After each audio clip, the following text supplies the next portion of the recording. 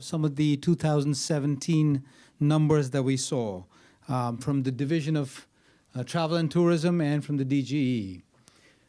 Visitation is up 2.3%. Tourism industry generated $45.4 billion in economic impact, up 2.9%, all positives thus far. Lodging accounts for about 28% of visitor spending. Average occupancies are up, which means despite the number of rooms available going up, occupancy is going up. That's a good thing. Atlantic City casinos finished 2017 on a positive 2.2%. Fantastic results. Those are what have been published. How did the local tourism industry do? And I know some of you were on the panel last year with us. So give me a feel, give the audience a feel of what you thought that the predictions were and how it really played out. I'll touch on Tropicana. We are coming off a great 2017. Of course, there's a gaming revenue, but what's more passionate, that we're all passionate about here, is the retail, the entertainment, the dining, the lodging. And every one of our measurements were up year over year. You know, we kind of look at the summer season as Memorial Day to Labor Day, as many of you do. But just zeroing down on July and August, last July we ran 97.3% occupancy, and in August it was 98.0%. So that's with over 2,300 rooms. You love that length of stay because to get 1,800 checkouts and 1,800 check-ins can be a little operationally challenging. But our emphasis has been improving the customer experience. So that's with, again, new and improved rooms and new restaurants. So that we're continuing the path in 2018 for that as well. One of the things that we have been really successful with is weddings. And so we saw a really strong year in 16-17, which is our fiscal year in weddings. And the nice thing is it's waterproof. So if it rains, the wedding is still going to happen. And so we know what our capture rate will be, and then we kind of can layer and plan on top of that. So it was really good in that respect. What we did see on the occupancy standpoint is traditionally we would fill on any given weekend, we'd be full 2 weeks prior, and the window was much shorter now. So where we were full 2 weeks prior, now it's 3 days. And so that window is closed. And then finally, the length of stay is down to about 1.5 nights here. So we'd like to extend that a little further. We can't put our finger on it yet, but could be partially weather-driven. The weddings contribute to that as well because most of the weddings are just a one-night stay. So those were the dynamics. And finally, we did still maintain pricing power. So we were able to drive rate in all seasons. And so that's kind of the overall for last year that we saw. There were a couple of exceptions throughout the state. Certainly Atlantic County was one of them. Some declines, marginal declines, 2.6%, I think, in lodging revenue, less lodging revenue last year. Of course, that's going to turn around this year with the opening of the new casinos. The total revenue should almost assuredly be up. The only other exceptions throughout the state to the positive news that we saw was really not all that negative. There were a few towns along the Delaware River, a few counties, that had seen such exceptional performance the prior 2 years.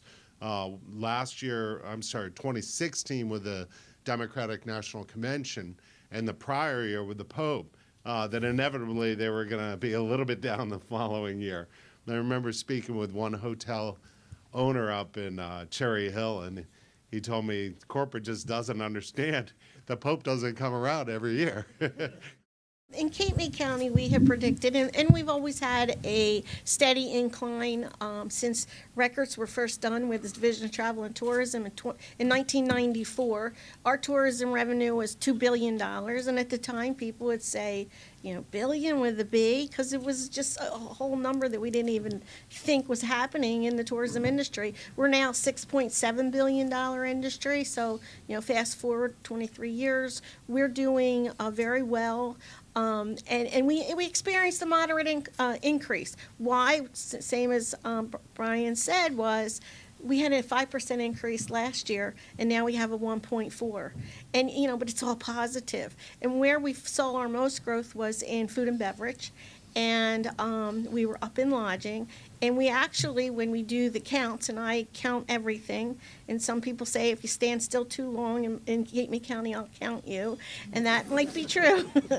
But we had more cars coming in through the Garden State Parkway, which is a barometer we use. So through the Great Egg Toll Plaza and the Cape May Toll Plaza, we saw about 88,000 more cars, but we didn't see them in the summer. And what was happening is July was a terrible month.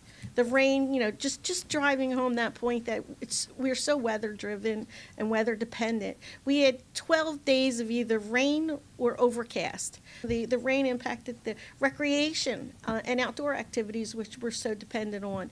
In Cape May County, we still rank the highest in generating recreation and outdoor revenue. We were down less than 1%, which was $6.6 million. So the rain certainly had a major impact on that.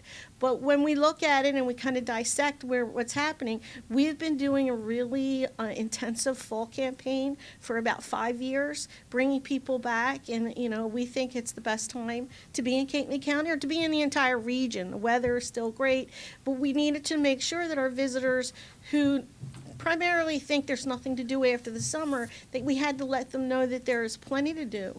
And what did we tie in? We tied in our beverage tourism. We have 7 wineries, we have 10 breweries and 3 distilleries. While they are not making a huge impact in the food and beverage, we look at them as our attractions and as a hook to bring people back and give them something to do.